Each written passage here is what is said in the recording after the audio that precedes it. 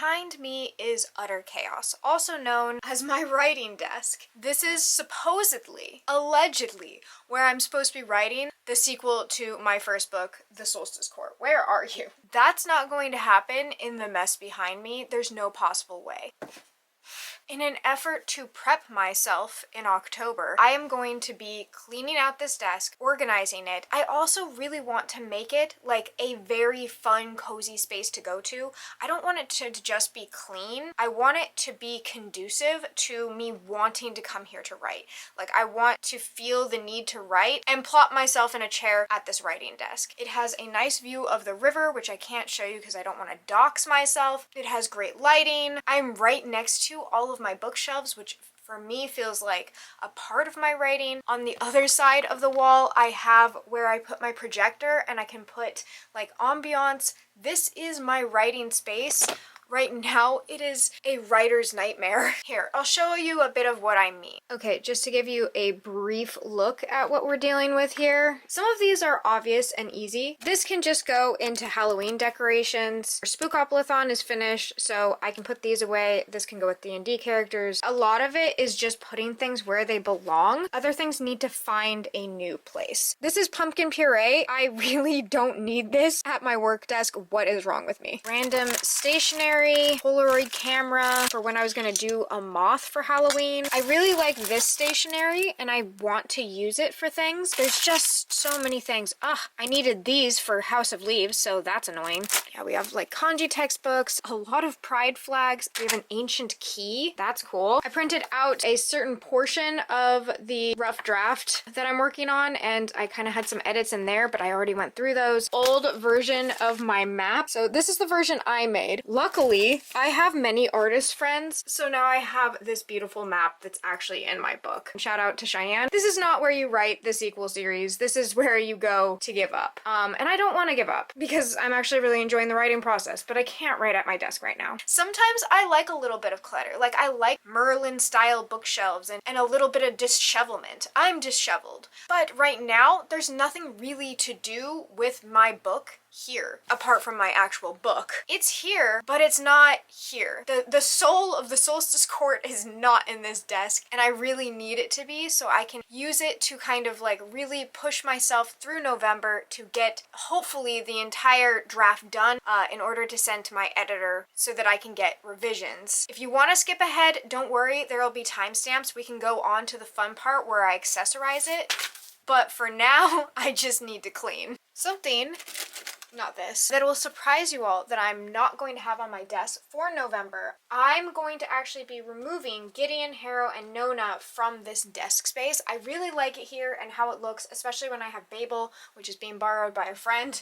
These are gothic, lesbian, sci-fi horror novels, which I love. I love these. You can't get away with watching one of my videos where I don't tell you how much I love these. However, this is not what I'm writing. I'm not writing something like this. I want this area to be a little bit more inspirational of like what I'm trying to get across, things that I just think would help inspire this writing process right now. Not saying I won't write a lesbian horror sci-fi in the future, but nowhere in the immediate future. I'm going to put these on my shelves right next to Rage of Dragons, which is one of my other all-time favorite series. This is nice. I like this. What is going to stay is the Lioness Quartet. Alana, the First Adventure, In the Hands of the Goddess, The Woman Who Rides Like a Man, and Lioness Rampant. This series is one of my all-time favorites. I love it, and I would be lying if I didn't say that there wasn't inspiration in the way these books made me feel that went into the Solstice Court, and how Tamara Pierce writes that made it feel cozy, that made it feel comfortable. These are my original copies that I've had since middle school, and I still come back to and read. This is what old books smell like. Right now, these are super cute and whimsical. The Tales of Peter Rabbit. This is not even anywhere close to what I'm writing. However, I do need to write my newsletter for December. I have two different options. I can either put the first chapter or like a first look of book 2 into my newsletter, and I definitely have a more wintry setting, or I might try and spruce up a short story. It's not a novelette. It's like flash fiction or a short story that I wrote a long time ago when I was putting book book one together, having to do with Yuletide, and specifically a Yuletide debacle. If I do that, I would want to look a little bit more at small, cute, cozy little stories, pocket-sized books. I am long-winded and I am rambly. Whether it's a first look or the Yuletide debacle, something will come out of that, and it's nice to have something small on my desk to prove that some people can write small, and it becomes epic. I'm also going to keep around my copy of Alice in Wonderland by Lewis Carroll, just for the whimsy of it, to be perfectly honest. Like, Alice is a main character who's incredibly curious, but not necessarily practical. I can say for sure Kezra is not the most practical creature to grace the Solstice Court, and so it's nice to have this around as a reminder. Main characters don't have to be these big, brave, strong, heroic people that like come onto the scene and know what they want. They don't have to be aggressive. They can be silly and fun. I love the idea of having a soft main character who you want to root for but can't always agree with. Like, you might be a little bit more steadfast and practical than Kezra, but you might also not be a Gemini, which is one of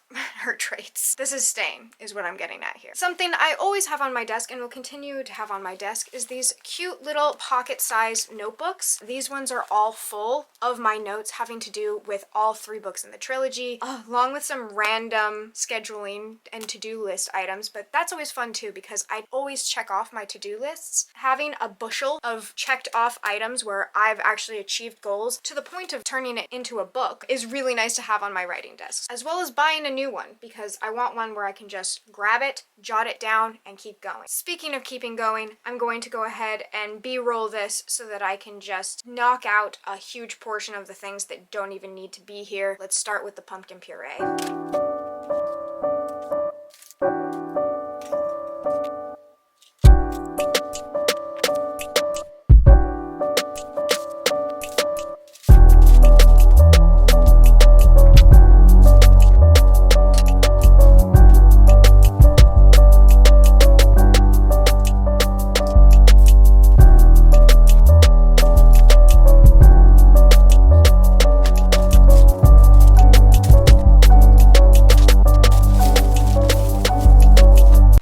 To remind myself later that I love having scented candles on my desk, and like while I'm writing, it really helps me get into the mood. This one doesn't smell good. I need a good smelling candle, so I'm gonna go ahead and be on the look for that because they don't really exist very often in Japan. They're hard to find.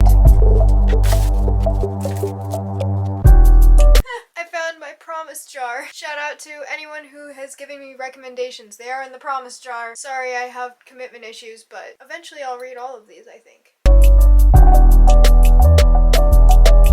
Okay, at the bottom of my desk was the most underutilized piece of like stationery organizer I have ever seen. So it was full of stuff. None of it needed to be in there. So I cleared it out. This is now a beautiful thing that can go back under the desk, but actually have things that I would need on the fly. First off, to clear this area, because I always have extra pairs of glasses. I get lots of glasses sponsorship. Actually, another one's coming up, so beware. I get lots of glasses sponsorships, and I end up with extra pairs of glasses, and I've been putting them on my desk. Look how nicely these fit. Beautiful. Perfect. Okay, moving on. This area, obviously, very useful for pens.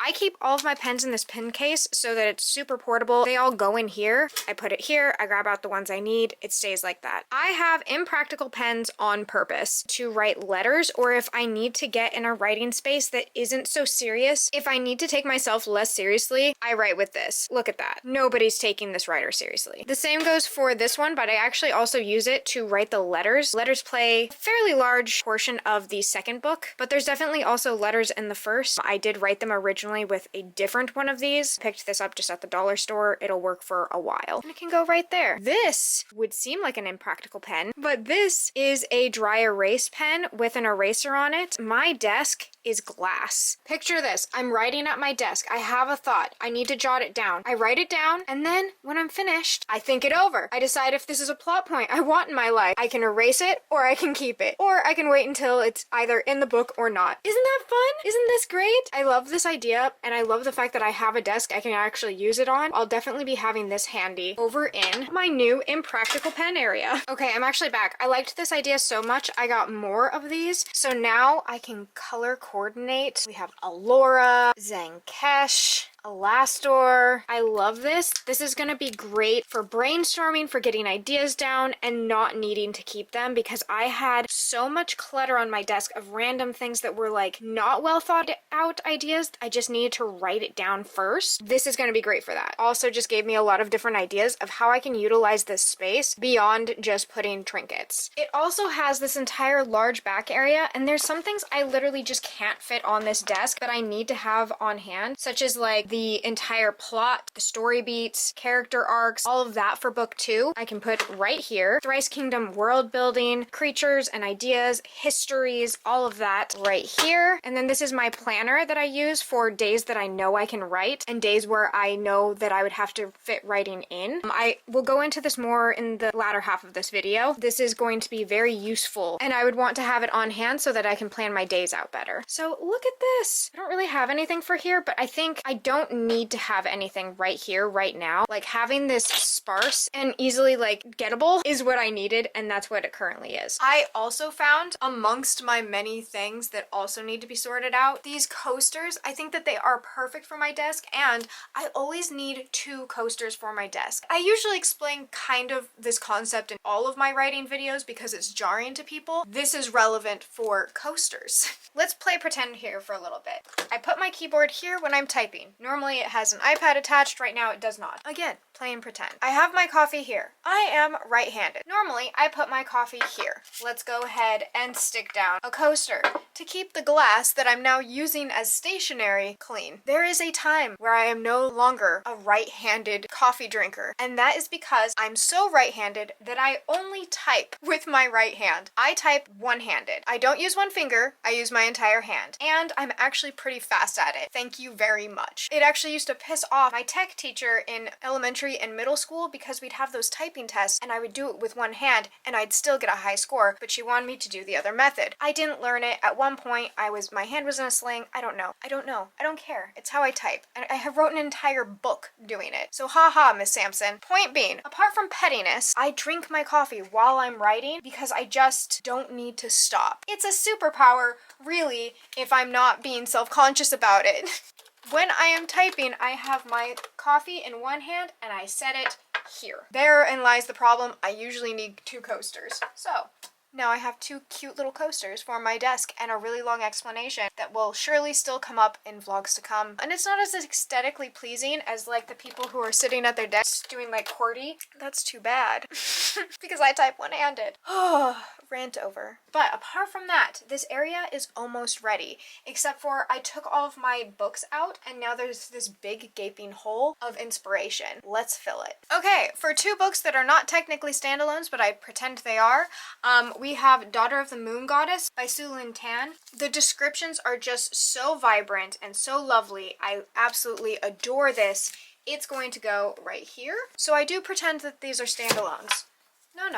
Don't start. But they're so wonderful, and so perfectly fine to stand alone that I don't really worry too much about it. They're also gorgeous. Seeing this makes me go, yeah, I would love to be a writer specifically so I can have a gorgeous cover. Don't worry, I know I have one. This also has like really good focus outside of romance. I love that. This is a duology that I loved in entirety. We hunt the flame and then we free the stars. Richly detailed, inspired by ancient Arabia. I love the descriptions. I love the main characters. I love the tension. I love the pacing. There's nothing I don't like about this book. It is a 5-star book for me. So is the sequel. I just want the sequel in hardcover. Her right here, this is going to help. These authors have such a sense of the senses that I want to have them right in front of me so I can look at them, so I can remember, so I can feel the senses. Girls. Next, a reminder that plots do not have to be fast-paced and snappy to be important and impactful. This is The Beast Player and The Beast Warrior. My books are not fast-paced either. I would put them in medium, but they're cozy political fantasy. They are taking in kind of the intricacies of the surroundings. They are appreciating the moment, and they have something to say in that moment, not necessarily in the next moment, There are fast-paced scenes, especially especially in book 2 and in book 1, but book 2 definitely has more of that, but I still want to be able to hold on to the importance of appreciating the moment, and both of these books do just that. Also gorgeous covers, inspiring. The next 3 books I have are a little bit more theme-based and more genre-based. T. Kingfisher is a cozy genius. She is able to make cozy horror, and she can kind of just skip around in any genre she likes and makes it cozy. One of my absolute favorites of hers is Nettle and Bone. This somehow ends up having so many gruesome moments in it, but it's so cozy. I don't know exactly how she does it, but I always want to capture it. T. Kingfisher is one of the authors I aspire towards. I don't want to be T. Kingfisher. I'm never going to be as good as T. Kingfisher. I just want to have that as a goal. A Star of the North. Her newest book, A Sorceress Comes to Call. I haven't read it yet. I love T. Kingfisher. I want to have her in front of me while I write my books. I already talked about my Tamara Pierce books. They are going to stay right here for all of the reasons I mentioned earlier. I'm going to have the Solstice Court in front of me while I write book 2, because why wouldn't I? You want to talk about a gorgeous cover and feeling cozy? This is my comfort read. I wrote this because I needed a certain kind of comfort, and I sought it out within myself, which is really cheesy and really freaking beautiful. I love the fact that I did that. I love this book. I didn't even hate it in any part of the process. There were times where I hated the actual physicality of making the book. Self-publishing is hard, but I did this. I'm proud of myself. I'm proud of my characters and what they were able to achieve, and I'm going to go ahead and put it right there amongst all the books that inspire me, because I wrote that and I'm going to do another one, and it's going to be with these same characters, and I might need to reference this book sometimes because, you know, it all just gets scrambled up in there. Sometimes I don't remember which draft was the final one. So she's gonna be right there. These are the books that are going to be making up my desk. The last 2 things I'm going to be adding to my shelves is, first, my little note leaves. I use these constantly for bookmarks, as well as just writing down quick thoughts. Just putting in a book in case I need to reference it, if I see a page or a line that really speaks to me, or I forget something in my book, I can just put one of these little guys in and it holds my spot and it looks really cute. And art is inspired by other art. So having something beautiful in front of you, having cute little moments that like put you in the space is really useful to me, and these are honestly just adorable. And then this jar is something I'm really excited about. I'm gonna go into more of the details of it in my planning. Just so you know, right now it's empty. I'm going to be filling it with acorns. I've been collecting acorns as much as possible because I had this idea after seeing Heart Breathing's channel. For a certain amount of words or chapters, she would put a gem inside of a jar. It also just makes such a great little sound. I'm going to be filling this jar with acorns throughout the month of November, counting on future Jade to tell you all about it, because right now I'm just organizing my desk. I have no business any other part of the planning process. I'm going to clean up all of the things I took off of my shelves and get the room a little bit more decluttered and set up, and then if I add any more trinkets, I'll update you there. Otherwise, we can go ahead and move on to the next part of this vlog. The planning, the prepping of the actual book itself, and my plans for November. I have a lot of plans for November. I'm hoping that I vlog some of it.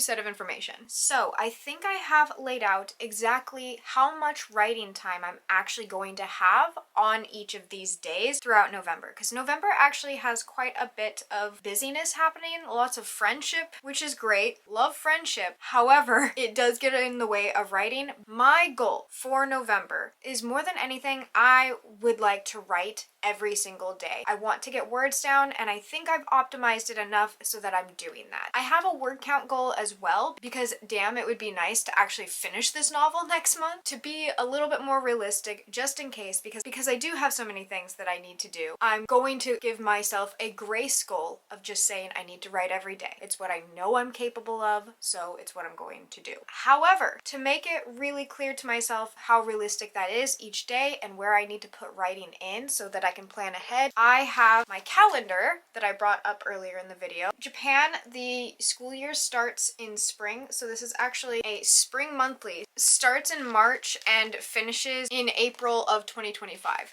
It also has the Mondays as the start of the week and Sundays as the end. It's a little bit of a strange calendar, but it is perfect for me because I live in Japan, so it's relevant to me. In this, I don't have any other information except for days that I'll be writing and things that might interrupt it so that I can schedule ahead. So I'll go ahead and bring you down here. Okay, bear with me here. I know you can see the tripod legs, which is not exactly classy, but it's the situation that I have, so this is what we're going with. Here is my November. Over here, I have my maxed out goal, which is like if I was to finish this book, where it would need to be at, as well as where it is now. This is the breakdown. We have Alora and Zenkesh. These are two regions that have a little bit more focus in the story, so instead of using character names or any plot information, this is what we're going with. Point of view that is happening in Alora, I'm expecting that to be about 20k words. There's another part of the plot that's happening in Zenkesh, which is another one of my kingdoms. I'll put a handy dandy map up here really quick so you can see what I'm talking about.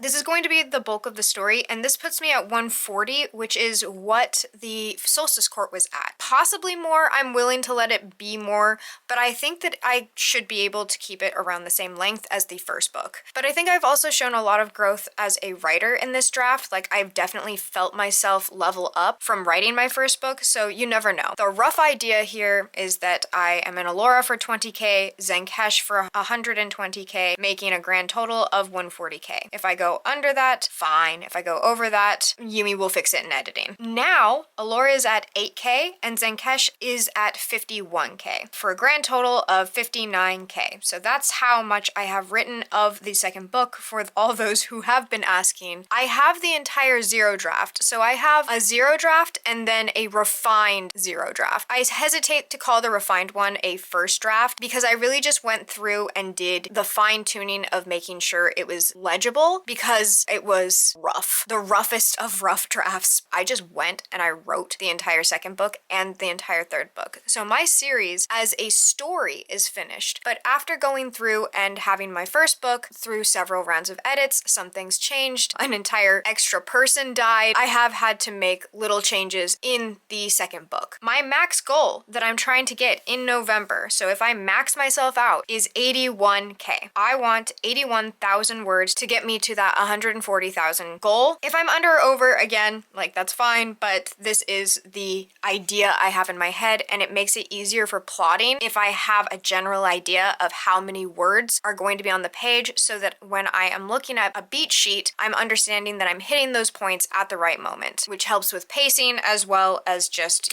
enjoyment of the plot. Going over to the actual calendar itself, the beginning of my November is actually pretty rough. It's great, but I have a friend visiting from the States, and she's going to be here the 1st to the 4th. I will still be getting words on the page, but this is a warning to myself that I need to set that time aside and get it done because I'll have a friend in town, and of course we're going to be going and doing things. The rest of the week, these are all regular work days, but I've highlighted days where I know I won't have classes. This entire month, we've moved into health class. There's an entire video dedicated to my school schedule, so you can check that out if you want more information. But basically, all of my PE classes turn into health classes where we're not actually in the gym anymore, and those get transferred over to Tuesday. So now my Tuesday is very jam-packed, but my Wednesdays are very, very free. free for this month. So I will be getting a lot of writing done on these days, and I have these highlighted as like get it done days. Then over here, I have this Saturday free, so this is a get it done day. And then on this day, I'm going to a spa and onsen. Onsen is like a natural hot spring, and this is actually for a writing day. So these aren't plans that are going to deter me from writing.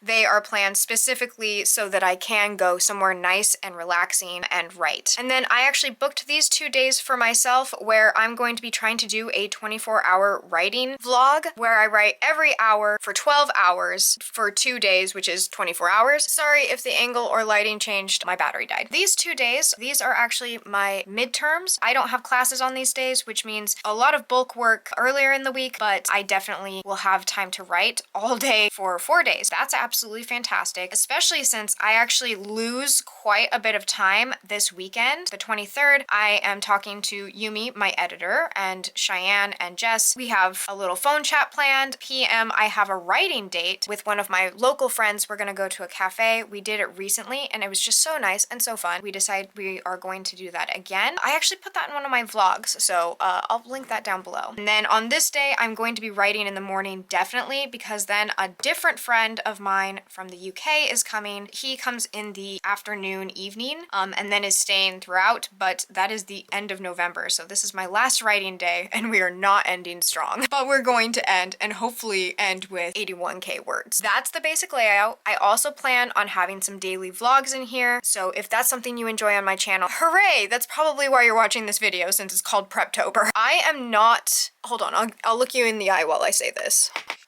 I am not a consistent uploader, and I normally don't tell people to do this. It's in everyone's best interest if I let you know. If you want to click the bell icon, this is the kind of channel you do it with, because I don't upload regularly. I upload as soon as I can, when I can. I like to just create and enjoy myself and talk to you guys. That doesn't really mean a schedule to me. That doesn't mean a regimen. I film a video, I edit it when I can, and I upload, and then that's that. There's no rhyme or reason to my uploading schedules. Bell icon, totally should click that if you want to keep up on my videos. I'm not a frequent uploader. I won't be clogging up your system. I'm inconsistent at best. Okay, moving on to more of the word count and how I'm going to be tracking it. There's 2 ways, 2.5 ways I'm going to be tracking my word count. First, let's talk about the fun one in a little bit more detail. I will be counting my words with acorns. How much is each acorn worth? I thought about this a bit, also the size of my jar, but I figure if this jar becomes too full, first off, I'll be very impressed with myself, and second, I have more jars, so I can put my acorns in a larger jar if that should happen. Each of these acorns is going to be worth 2,000 words. Quick update, my students actually saw me foraging for acorns, and apparently that's like a pastime here, like it's a sport. They're like, oh, what fun! I used to do that when I was a child. Patronizing, but also incredibly helpful because all of my students ended up collecting me over 80 acorns. There's a couple chestnuts in here, but I'm not gonna be picky. So now the value of my acorn has gone down due to inflation. So now each acorn is worth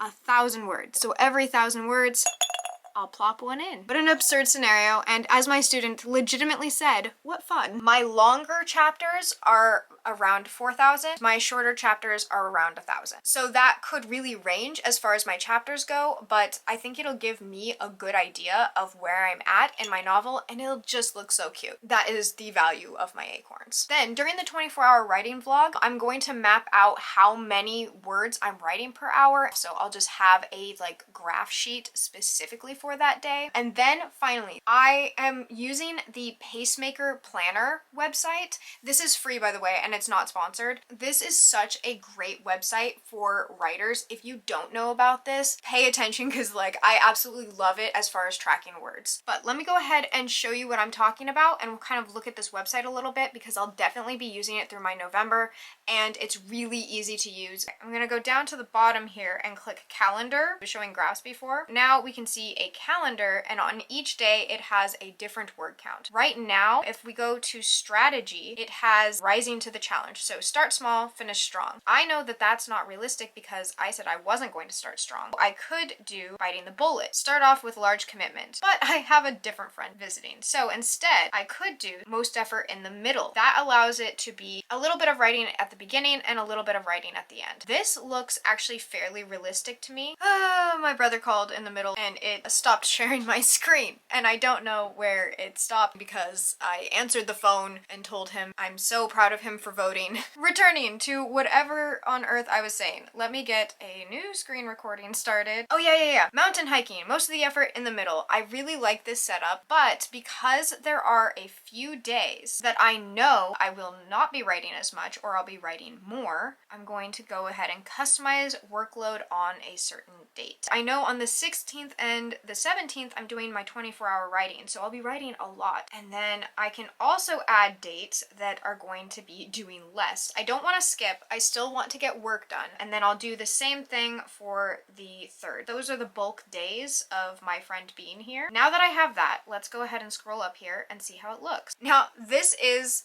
terrifying, actually. For my 24-hour writing vlog, it looks like my new goal is to do about 8,000 words a day. I think that that is terrifying. I also think it is possible. So I'm going to keep that. The Saturday and the Sunday where my friend is in town and we'll be going and doing a lot, around 400 to 500 words I think is also absolutely perfect. And that's what my November is hopefully going to look like, which is really exciting. And anytime I go over, it's going to feel really good because I have this schedule laid out. I'm going to feel ahead anytime I get over on a word count, and some of those word counts are going to be really easy to hit and will make the terrifying days go down a little bit, which is nice. The last thing I'm going to be talking about in this video is my TBR. If you skipped forward to this part because you're more of my reading community, less of my writing community, welcome. Thank you for being here. I'm going to tell you the books I will be reading throughout November. It's a very short list. I had 5 5-star predictions. I'm going to try and read them in the month of November, and hopefully they'll be 5 stars. So far, I've read Project Hail Mary and Piranesi. Both I gave 5 stars. So right now, I'm killing it. I hope that these next 3 books are also going to be 5 stars. You don't have to go back down to that video because I'm going to tell you what they are now. The first one is The Adventures of Amina Al-Sarafi. This is by Shannon Chakraborty, the same author as the City of Brass series. This story's blurb says, "This spins a new trilogy of magic and mayhem on the high seas. In this tale of pirates and sorcerers, forbidden artifacts and ancient mysteries, in one woman's determined quest to seize a final chance at glory and write her own legend. There's always risk in wanting to become a legend,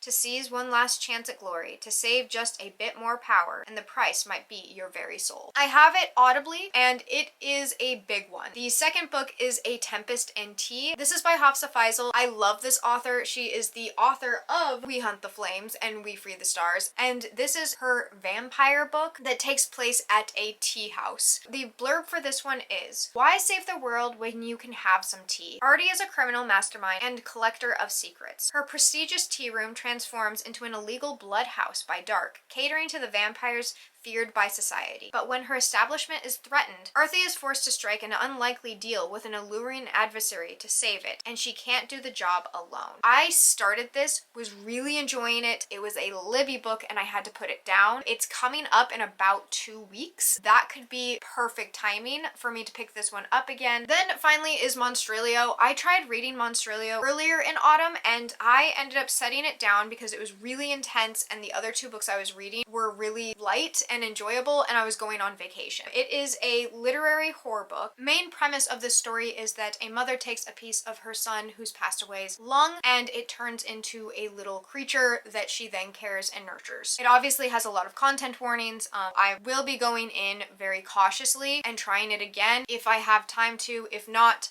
I might just set this one aside for a while because it was incredibly intense. It was very heavy, but it's also one that I've just been so drawn to, and I feel like the right place, the right time. I'm hoping that it's in November. We shall see. And those are the 3 books I plan on reading in November. My month is mostly focused on writing. That is my highest priority for November, so if I don't get any of these books read, that's just gonna have to be how it is, and I will move on into December with those books in mind and a fresh new TBR to to just make it all the more chaotic. So I think I am all prepped for November, which makes this Preptober officially over. I would love to know if you are going to be doing any writing routines or if you have any goals set for November. So yeah, that's my writing month. How about yours? Let me know in the comments below, or let me know what your highest priority read is before the end of the year. Do you have a book you'd love to get to? And if you're just here for the vibes, go ahead and leave a pen emoji if you made it this far. And I hope you enjoy the sun or more stars wherever you are. Until next time, bye!